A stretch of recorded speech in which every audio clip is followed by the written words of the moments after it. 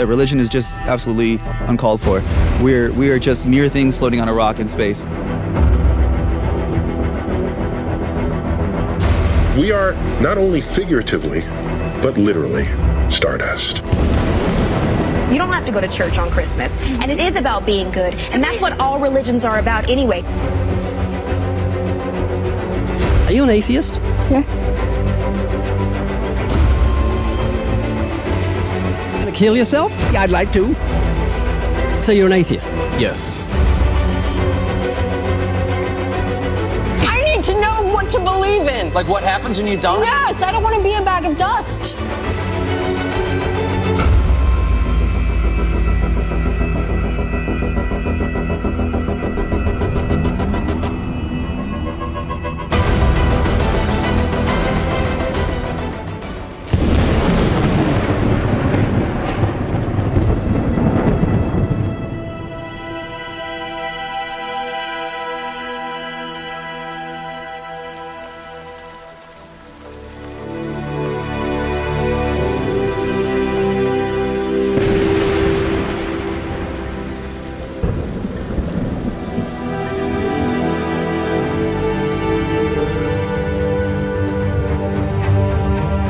David, are you an atheist? Yes. When did you become an atheist? Around age 12. Believing in God makes no sense. It's to me, it's the dumbest thing. It's for people that can't accept the fact that they're going to die and rot in the ground like I'm going to do, and it gives them some relief from that thought, because it's not the nicest thought in the world. Are you an atheist? Yes. Yes, I am. Yes. Yes. Yes, sir. Are you an atheist? I am. Yeah, I'm an atheist. Yes, I am. Alex, do you believe in God's existence? No, I do not. How long have you been an atheist? I would say probably since I was about 15 years old. So you don't believe in the existence of God? No, not really. What happened when you were 15? I started questioning things, and I really just started to think about the logic behind everything. For the most part, we are not shown the evidence for there being a higher power. If we were, I almost guarantee that almost every atheist would immediately agree to there being a higher power. Are you atheists? Yes. Why? Well, I just haven't seen enough evidence, I suppose. I grew up in a Christian family, and just over the few years during high school and as I grew up, I just realized that there wasn't a lot of evidence to support that belief system. Are you open to evidence? I think I am open to evidence. It just would have to be extraordinarily compelling, like out of this world compelling. If you could be given evidence, reasonable evidence, would you listen to it? Yeah, I would. You're someone who has no faith or no belief in a higher power or a creator, but if you were shown evidence, you would change your mind because you're open. Absolutely. Flick through the pages of the book I just put on your lap, look at the color pictures, and I'll ask you a question.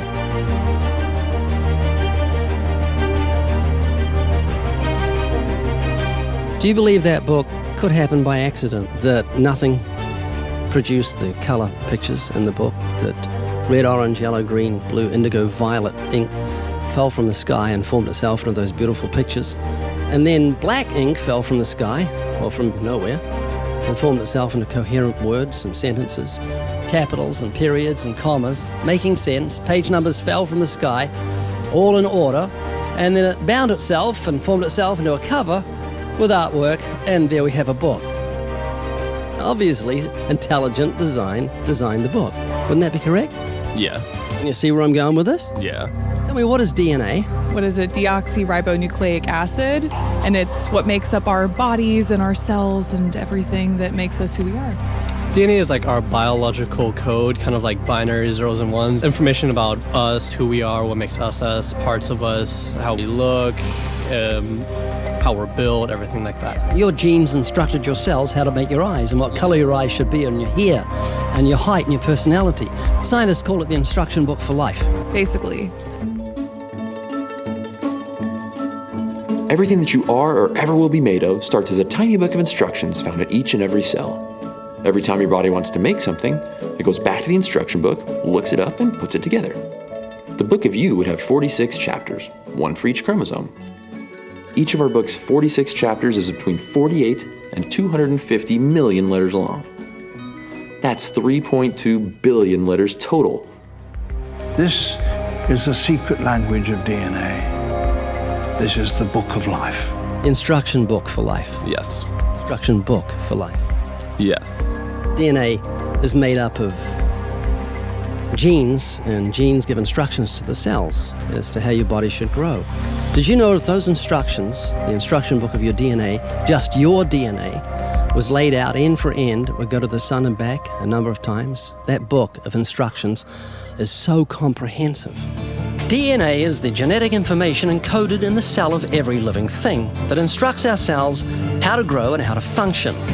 It's our genes that determine whether our skin will be dark or light, have brown or blue eyes, or red or green or yellow, have red hair, be brunette or blonde, be tall or not so tall, or the color of our feathers if we're a bird. Whether we're humans, fish, animals, insects, or plant life, the way our bodies look and operate has all been pre-written in the amazing book of our DNA. What do you think the mentality of someone who believes a book fell together without a bookmaker? Well, they would be crazy. Do you think a book could make itself? No, I don't. Of course not. No. Utterly impossible. Yes. If anything can happen by accident. I mean, from nothing. Couldn't happen, could it? I don't think so. It'd be impossible. It would be like saying an explosion caused everything that makes a 747 airplane to all just come together by accident without some intelligent thought behind it. That's a good point. Do you believe DNA happened by accident? No, I think that it developed over the course of many, many millennia of evolution and development. DNA exists in every living thing. Its origins don't matter. The fact that there is intelligent information tells us there must be an intelligent designer. Is this making you think? It is, and I do think about it from time to time. It's just, yeah, it's complicated, definitely. Well, DNA's complicated, but the point I'm trying to make is very simple. Book designer or bookmaker, DNA, intelligent designer. God. Does that make sense? Yes. You an atheist? I am. What would you think of the mentality of someone who thought a physical book could make itself? I think they'd be silly. Of course it can't make itself. What would you think of the mentality of someone who believed the instruction book for life, DNA, made itself?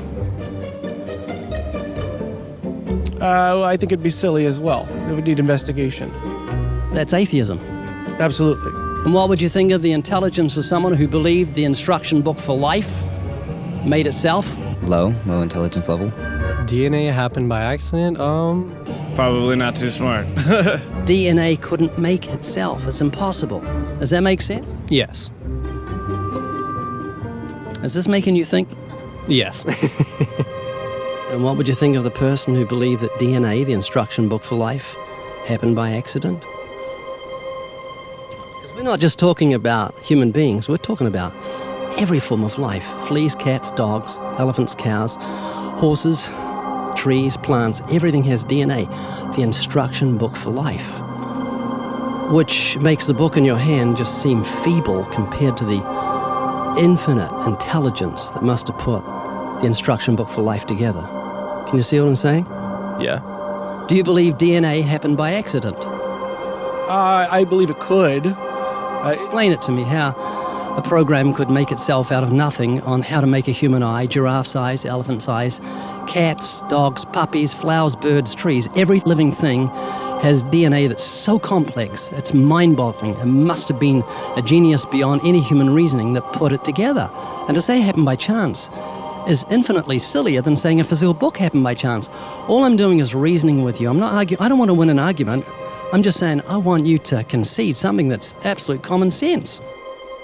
You're an atheist, so you believe the scientific impossibility that nothing created everything.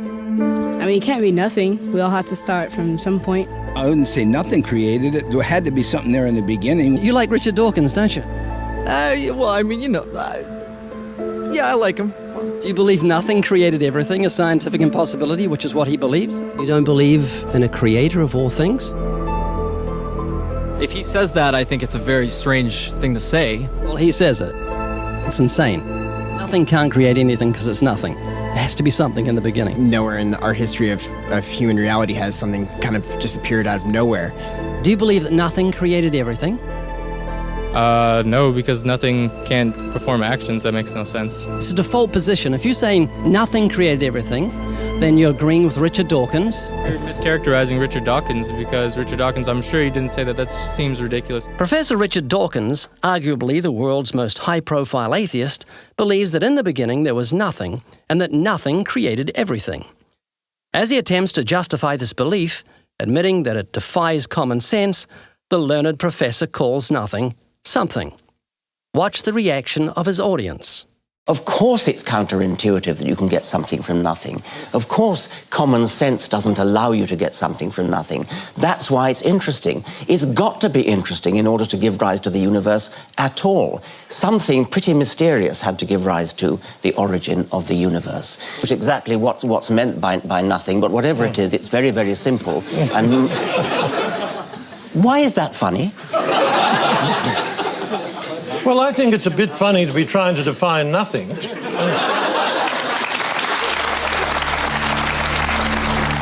Richard Dawkins, I'm sure he didn't say that. That seems ridiculous. The audience reaction confused the normally eloquent professor because he's not used to being the object of laughter. What he didn't realize was he was talking to people who were endowed by their creator with the virtue of common sense. This was just another case where the emperor has no clothes.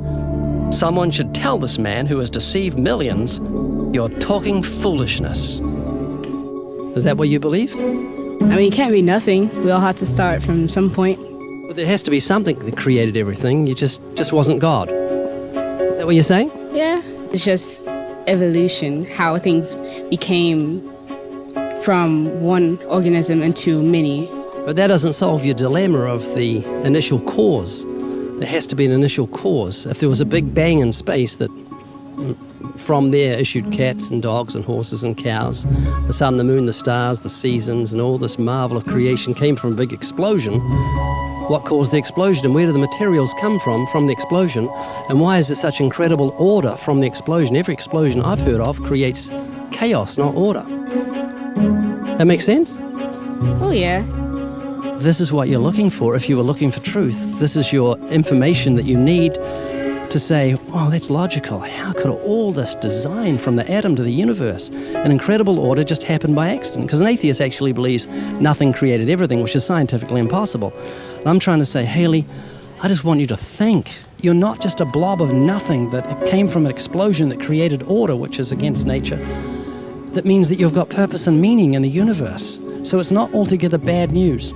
I just want a relationship with whoever built me. This is too much, too weird that it happened by accident. It didn't happen by accident. I don't feel that. In June of 2016, I interviewed theoretical physicist Professor Lawrence Krauss and asked him the same questions I asked the university students.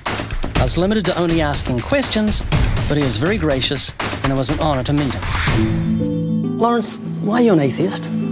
Well, you know, I don't call myself an atheist any more than I call myself an leprechaunist. In fact, I don't label myself as ist. The only ist I might use is a scientist. And that's really important to me because as a scientist, I don't accept things without evidence. And there's certainly no evidence for God. And all the stories about the different gods, as there have been thousands of them, all seem equally ridiculous. There's millions. Yeah, probably at least millions. Are you open to evidence? I'm absolutely open to evidence. In fact, I change my mind all the time. That's the great thing about being a scientist. Unlike religion, we don't assume we have all the answers. In fact, we ask the questions, and we let nature tell us the answer. I noticed you picked up this book before. Do you believe this book could make itself? Let me give you this scenario. That ink fell on the pages, colored photos just manifest when ink fell out of nowhere. The sentences became coherent with periods and commas? No, which is one of the reasons why the way that the Bible was written by humans, because it didn't make itself. There were some bunch of largely literate Iron Age peasants who were trying to understand the world and didn't know much about science, and they wrote in different forms books. And okay, so the fourth question: could a book arise spontaneously from nothing? Absolutely. But could it make itself? No. There's two very different things, because you're implying design, intent, etc., which is what, of course, you do. DNA is called the book of life. Could DNA make Well, itself? see, that's where the question is ridiculous, because in fact, DNA doesn't make itself any more than a snowflake makes itself. A snowflake is a beautiful, beautiful thing, and it's assembled by nature. It doesn't make itself. It's the laws of physics and chemistry, polar molecules, that make this incredibly complex, beautiful structure. Now, the same thing with DNA. DNA is an amazing structure, and the laws of physics, chemistry, and ultimately biology, but which derives from that, will in principle explain how DNA first arose. You give me the laws of polar molecules, and I'll give you a snowflake. There's no intent, no grand purpose, no design behind it. Even though they look designed, the illusion of design is an illusion. Natural law does indeed produce complex structures like snowflakes. But the law that produces that kind of complexity is simply the same chemical reaction repeating over and over. That is not information. What's stored in the DNA molecule is specified information, like the information found in a book or a computer program. The fact that a book requires an author and a program requires a programmer is not an illusion. It is factual as seen in the real world around us. It isn't apparent design, it is real design, as any college student can tell you. Do you believe the instruction book for life happened by chance? No. So it couldn't happen by chance, could it? No. So where did the intelligent information to selectively arrange the building blocks of DNA come from? That know-how and forethought does not exist in any of the materials from which life is made, and the laws of nature have no purposeful capacity to write a book or arrange its pages. So where did that specified information come from? Its origin is certainly supernatural. What Professor Krauss completely overlooks is the external nature of the information encoded into the DNA molecule. A complete set of software instructions directing the formation and reproduction of human beings, both male and female, and all other living things. Bill Gates once said, DNA is like a computer software program, but far, far more advanced than any software ever created. Which came first, the chicken or the egg? I'll have to say the chicken. The chicken. What do you think? The chicken. Chicken. Chicken? And what about you? The egg. Egg, okay. Was the egg fertilized? You got me. You got me, ain't no way. Maybe God created the chicken, so then that's how the egg came. You got me, I don't know. I didn't think that far into it, I guess. Maybe most likely the chicken, I would say. So if the chicken came first, it then laid an egg, okay? Was the egg fertilized?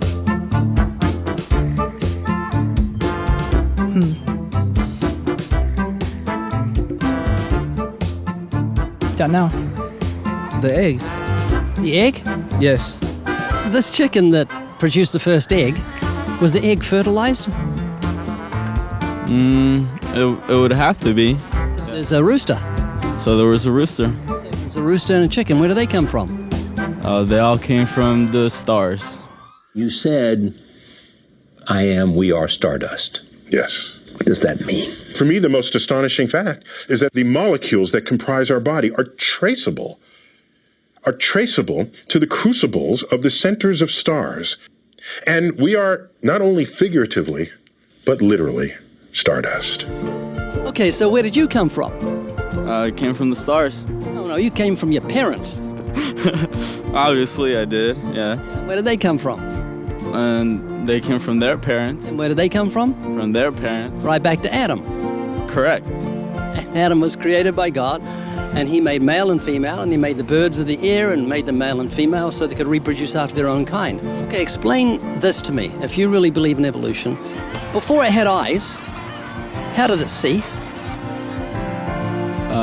The eyes have to evolve because the thing's evolving from stardust. Correct. So they probably didn't see, they felt. Did it have a brain, or couldn't have had a brain until the brain evolved? So how did it think to look for food, and where did the food come from? And why did the food evolve? And did it have lungs? Do you think the chicken thing, before it evolved into chicken, had lungs? I'm not too sure. It's all about survival instinct, so, you know. It's not going to survive. It didn't have lungs. And If it breathed air, was the air 20% oxygen as it is now? And why did the air evolve? And why did it evolve lungs? And how did it survive before it had lungs? And see before it had eyes, and think before it had a brain, and eat before it had an appetite? It doesn't really make sense when you think about it, because you've got to translate that to elephants, horses, cats, cows, human beings. Every living thing that apparently evolved from stars had to evolve eyes and ears and a mouth and a nose and lungs and heart and kidneys. Let's go back to something more simple regarding that first chicken that came from the stars. Which came first in the chicken? Was it its blood, or its heart, or its blood vessels? Which evolved first? I do not know the answer. Well, if it was the heart, why did the heart evolve when there was no blood? If it was the blood, why did the blood evolve when there was no heart to pump it around? If there are no blood vessels, how did the blood get around the body of the chicken to keep it alive if there's no heart to pump it? I've always had the doubts. It's like, we've been here for how long and we still haven't evolved, or what are we going to evolve into? Can you think of anyone that isn't fully evolved? Anything on Earth? Dogs have 4 legs, they have a tongue and eyes and ears. Everything's fully evolved. People they don't have half-evolved leg. You don't see someone with a semi-evolved leg, or half an ear, or half a nose, half an eye, half teeth. Everything's fully evolved, because the Bible says when God created all things, it was finished. So everything's finished. The fruits, the flowers, the birds, the trees, the nuts, the giraffes, horses, cats, cows, everything is fully finished. And what it does is disproves evolution and establishes the Bible in saying that God created everything fully finished, with the ability to reproduce after their own kind as male and female. La France de Charles Trenet, c'est la France de tous les Français. La France rêvée, la France passée, mais jamais oubliée. C'est la France de notre enfance qu'on a gardée dans le cœur. Douce France de nos vacances qui a le parfum du bonheur. C'est le pays où la mer, avec ses reflets d'argent, danse le long des golfes clairs sous les ailes des oiseaux blancs. Do you think God exists? A designer? I'm open to the idea, of course. You trust your eyes? To an extent, yes. Is there such a thing as a sunrise? No, it's an illusion. We move, and thus given the illusion that the sun moves. So there's no sunrise, no sunset.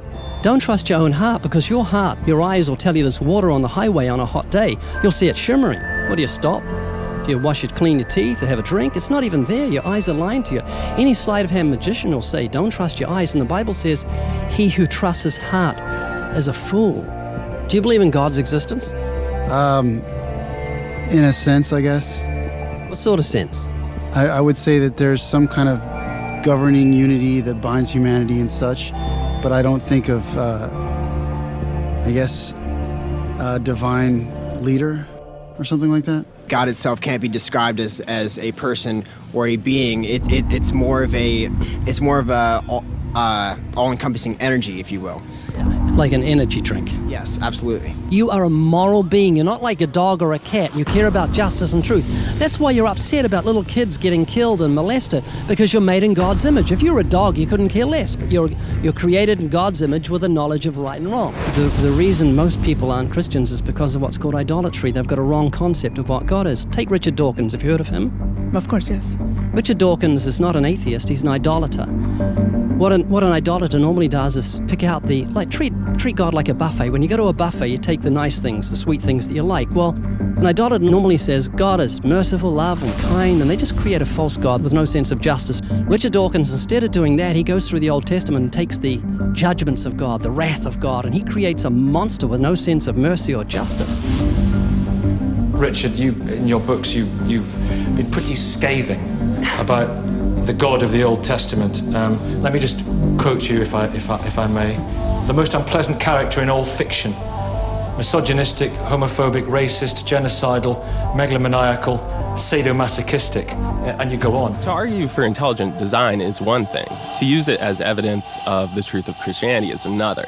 Have I given you something to think about today? I would say you have. It doesn't change my viewpoint. This has given you something to think about. But I don't believe in God or the Bible. Do you now believe in God? No. So you're still an atheist? You still think the book made itself? Are you now no longer an atheist? Yeah, I still am. You're holding on to the book made itself? Why would you do that? Are you no longer an atheist? I would still go on as an atheist. You know in your heart God exists. I know you know for many reasons. One was, I'm like you. I was running from God too. And two, the Bible says God has given light to every man. And when you put that light out, when you dull that conscience and you're in a knowledge of God's existence, Jesus said, when that light is put out, how great is that darkness? You're like a man who takes the batteries out of a smoke detector because he doesn't like being alarmed by the smoke detector. And all he's doing is doing himself a tremendous disservice, because when he goes to sleep and there's a fire, there's nothing to warn him. And you're going to go to sleep without that conscience telling you what to do because you've dulled it. You've taken the batteries out. And I'm saying, let it be renewed today. Stir up your conscience. Think about your mortality, your death. When the Bible calls an atheist a fool, it doesn't mean a clown or a court jester. When it calls him a fool, it's because he's denying the inner light that God's given to every man, the knowledge of right and wrong. It says, their foolish hearts were darkened, and they embraced a lie rather than the truth. They believed a lie rather than the truth, which is what atheism is. It's a lie. I'm giving you evidence and facts. Just as a physical book, by logic and reason, has a maker, so the instruction book, containing infinite wisdom and intelligence and instructions beyond any human comprehension, is evidence of the existence of an intelligent designer. But the reason you want to fight it is the same reason a thief doesn't want to fight a policeman. The last thing you want is God in your life, because you love your porn, you love your premarital sex, your fornication. In a sense, I'm preaching to the choir because I know that you know the Creator exists. The Bible says you're given the truth by God, but you suppress it in unrighteousness. You hold it down. Every single one of us know that there's a Creator, but we don't know the truth of Christianity, and that's what we're called to do as Christians. Bring the truth of Christianity, so hey, you can live forever. This Creator became a person and made it so you can have everlasting life if you're interested. If you're not, it's your choice, but I know that you want to live. So the argument for intelligent design isn't to convince people of the Christian message, it's just to show them the insanity of atheism. Isaac Newton said, atheism is so senseless. It's the father of science. And it is, it's senseless because you're given senses. Seeing, hearing, touching, tasting, and smelling. Think of your taste buds, how incredible they are. Sitting there waiting for food to come and they all rejoice and leap for joy when there's good food and gives you pleasure. And think of what you're able to look on the flowers and the birds and hear the birds in the morning and see the trees raising their arms in praise to God and the blueness of the sky and the warmth of the sun. That sun's 93 million miles away. We're spinning in space 1,000 miles an hour, round and round. We're going through space at 63,000 miles an hour, and that sun is sending rays 93 million miles, and it's just warm enough to ripen your tomatoes. This is very clear evidence. It's like there's nothing to think about. It's either nothing made everything, or something made everything.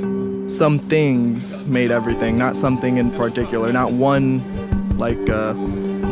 specific thing. You know what you're trying to do? You're trying to get away from moral responsibility to God. That's really your argument. And that's what the Bible says. There has to be an intelligent mind beyond human reasoning to put DNA together. Does that make sense? That makes sense.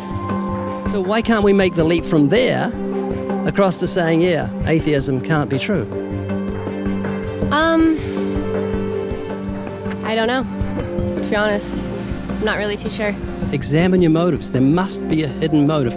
Let me see if I can guess what it is, okay? See if I can put my finger on it. If you acknowledge that God does exist, you're admitting you're ultimately responsible to Him. I'm going right to why you've got such a big problem with this. This is so simple. Someone made the book. Someone created DNA. You don't want to say someone who's intelligent because you're into porn, you're into sex with your girlfriend, it gives you so much pleasure and you don't want to give it up. And if God exists, then that's going to put a big wet blanket on everything. And that's not an exciting thought for someone who loves pornography and fornication and all the things that come with it, because there's incredible pleasure in fornication and pornography. And so what you do is you deny the existence of God because it gives you license to do those things without a feeling of